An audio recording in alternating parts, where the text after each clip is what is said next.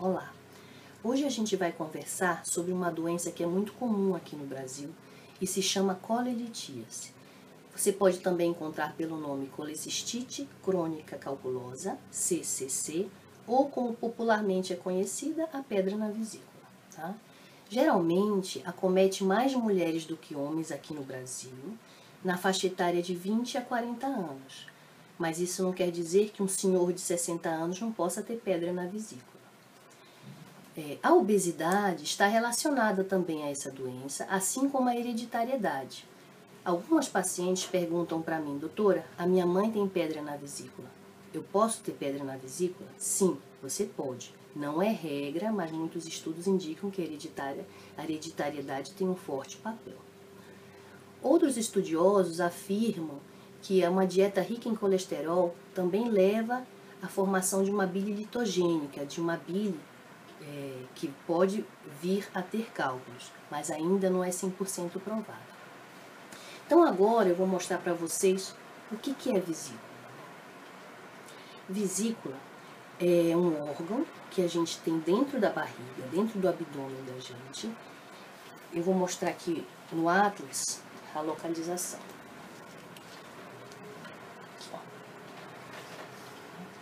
Está aqui o fígado, dentro da barriga da gente.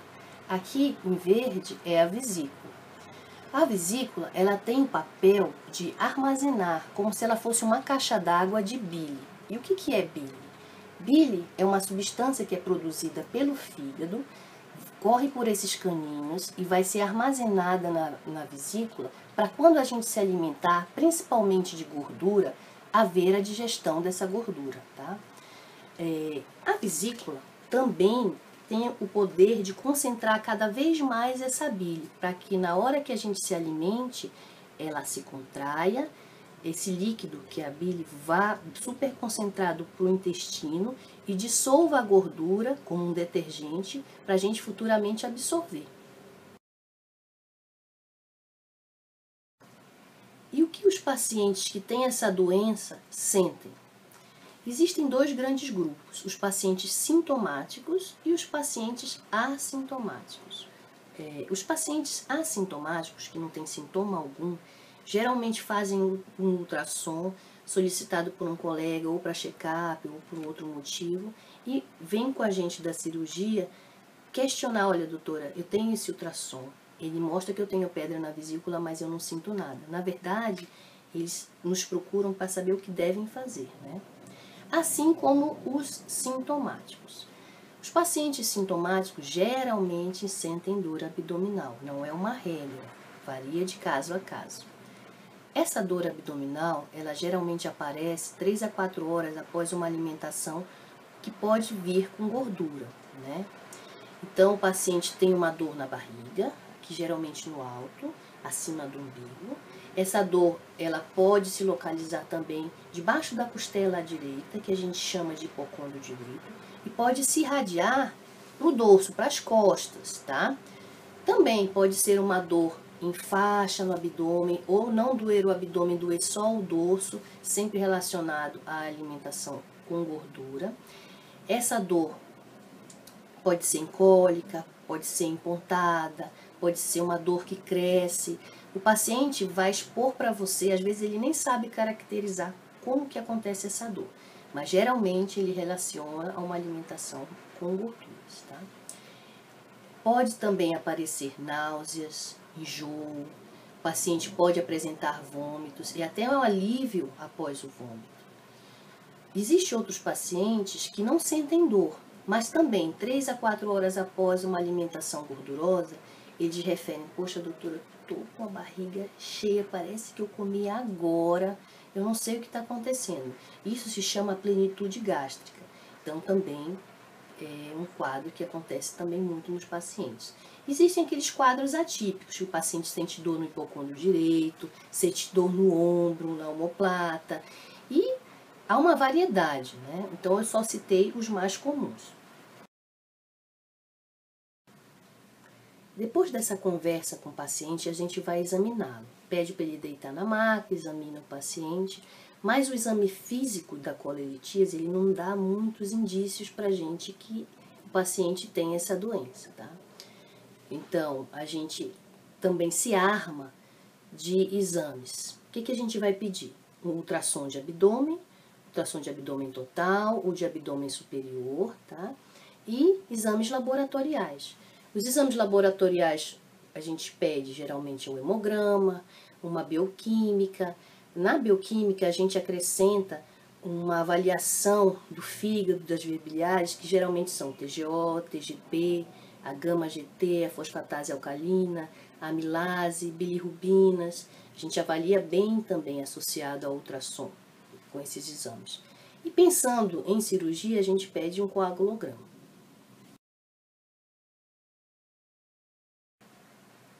O paciente retorna no consultório trazendo resultados de exames. Quando a gente olha o ultrassom e vê que tem litíase na vesícula, é hora da gente conversar com o paciente sobre o tratamento, tá? Lembra que o paciente pode ser sintomático e assintomático. Vou conversar com o paciente assintomático. Se esse paciente for diabético ou tiver no ultrassom aquelas pedrinhas bem pequenininhas que pode ter a possibilidade dela escorregar pelo canal da vesícula e entupir um canalzinho comum com o pâncreas e dar pancreatite, esses dois tipos de pacientes que são assintomáticos, geralmente eu indico cirurgia, mas vai da conversa de cada caso, de cada paciente com seu médico, tá? Até os meus pacientes a gente conversa bastante, de repente o paciente não pode em determinado momento, mas o mais cedo possível que a gente converse, eu gostaria de realizar cirurgia nesses dois casos, tá? Mas cada caso é um caso. Em relação aos pacientes sintomáticos, é o ideal que seja operado. Por quê? Também porque futuramente pode ser com que ele tenha um surto agudo. Ou aquele quadro de dor faz com que a inflamação que ele tenha, crônica, se torne cada vez mais difícil numa futura abordagem cirúrgica. O tratamento mundialmente indicado é o cirúrgico. O ideal é a colecistectomia videolaparoscópica, que muitas pessoas chamam de cirurgia laser, mas a gente não usa laser, tá? Pode ser realizado a cirurgia convencional, a retirada da vesícula pelo corte, mas o ideal seria realizar a cirurgia por vídeo. Algumas vezes a gente, durante a cirurgia, realiza um exame chamado colangiografia intraoperatória. A gente coloca um catéter, uma sondinha, no duto cístico, né, que é esse canalzinho que sai da vesícula, e injeta um contraste, que vai avaliar, a gente faz uma radioscopia, ou então a gente faz raio-x seriados, para avaliar se há boa progressão do contraste por essa via biliar, se ele passa pelo intestino normalmente, se não tem nenhuma imagem sugestiva de pedra, para verificar se não tem nenhuma lesão da via biliar, se está tudo bem. Esse exame ele pode ser programado até antes da cirurgia, na conversa que a gente vai ter antes da cirurgia. Caso os exames estejam, aqueles exames da função da via biliar e do fígado estejam alterados, ou o ultrassom vier com microlitíase, ou se um paciente já tiver tido um episódio de icterícia. O que é icterícia? É quando o branco do olho ele fica amarelo. Eu falo até para o paciente, ó, parece hepatite que fica o olho. Tá? Então, ele teve um quadro de icterícia, a gente já pode programar de, durante a cirurgia, pedir esse exame para avaliar se houve passagem de alguma pedrinha, escapou alguma pedrinha da vesícula. Conversado então com o paciente, decidido então em conjunto que a gente vai partir para a cirurgia, a gente tem que pedir então o resto dos exames. A gente só pediu um exame de sangue e ultrassom. Para a cirurgia, a gente pede os exames pré-operatórios, que são um raio-x de tórax, um eletrocardiograma, algumas vezes a gente pede um ecocardiograma. a gente pede esses exames e encaminha para avaliação de um colega cardiologista. Se o paciente tiver uma asma, uma bronquite, a gente também pede uma avaliação com pneumo. Se tiver algum problema neurológico, a gente pede uma avaliação com o neurologista. Tudo dependendo do que o paciente tem, tá? No serviço público, geralmente, a gente pede esses exames pré-operatórios e encaminha para o colega anestesista. Depois, esse paciente retorna para a gente, já com avaliação e liberação para a cirurgia. Nos dois casos, tanto do anestesista quanto do colega cardiologista na clínica privada, né? Então, marcamos a cirurgia. Como orientações, nós pedimos para o paciente fazer jejum de líquidos e sólidos, geralmente de 8 horas. No dia da cirurgia, se ele for hipertenso, ele pode tomar um remedinho da pressão, um pouquinho de água. Se ele for diabético, geralmente a gente não indica tomar nenhum remédio da diabetes. Se ele faz uso de AS, alguns colegas não suspendem a medicação. Outros colegas suspendem o AS por 7 dias. Tá? A gente também orienta o paciente a levar todos os exames para o hospital. E antes dele sair do consultório, a gente faz uma receita de um remédio antiespasmódico para quando ele eventualmente tiver dor, ele tomar aquele remédio. E também orienta que nesse período evite alimentação gordurosa, que é para não ter uma crise de dor. No dia da cirurgia, você vai ao hospital em jejum, levando todos os seus exames. Chegando lá, você vai ser encaminhado ao centro cirúrgico. No centro cirúrgico, você vai ser encaminhado à sala de cirurgia. Lá, você vai ser submetido à anestesia geral. É bom porque você não vai sentir nada, não dói nada, você não vai ver nada.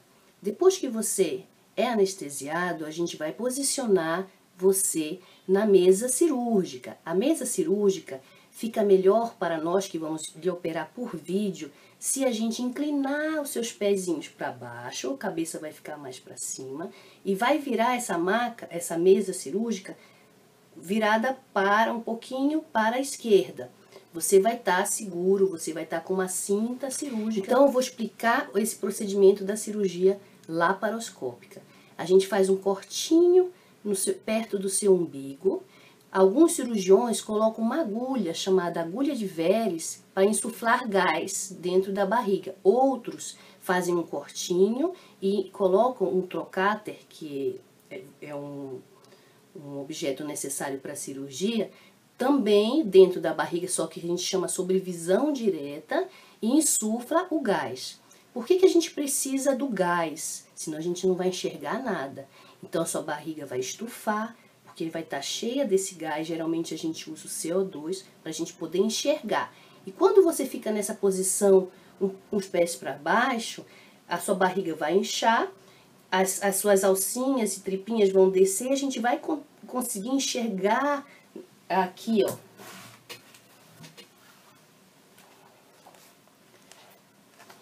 A gente vai conseguir enxergar essa região. Nessa foto do Atlas, só mostra essas estruturas, mas a gente tem muito mais estruturas aqui que ficam tudo junto. Então, com esse posicionamento, as suas tripinhas descem e a gente consegue acesso à vesícula, tá? Bom, a gente já insuflou a sua barriga, você está bem posicionado, não está sentindo nada, está dormindo, né? Então, a gente faz mais 3 punções ou 2, dependendo da técnica. Existem técnicas até que você usa o single port, que é um portal só. Mas, geralmente, a gente faz mais 3 ou 2 portais para a gente ter o controle das pinças e operar você. A gente vai tirar a vesícula do leito do fígado, tá? Ligar aquelas estruturas, fazer o exame de colangiografia, se a gente se julgar necessário, como eu expliquei anteriormente ou não, tirar a vesícula. Geralmente a vesícula ela é gordinha, né? Então a gente tira pelo buraquinho do umbigo, porque o buraquinho do umbigo vai a óptica, vai a câmera que a gente está enxergando tudo. Então a gente tira a vesícula por esse buraquinho do umbigo, num saquinho que não faz sujeira nem nada, nada que contamine a barriga, né? Depois faz uma revisão se está tudo bem, tira todos os aparelhos, desinsufla a barriga.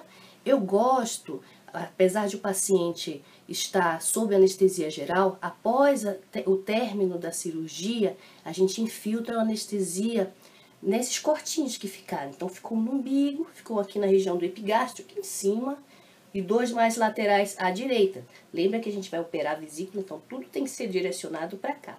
Então, eu infiltro com anestésico local, não para esse momento, mas sim para o pós-operatório ser mais agradável para o paciente e não sentir dor no corte. Umas 4 horas a 5 horas depois, a gente libera uma dietinha leve, sem gordura. Geralmente o paciente aceita.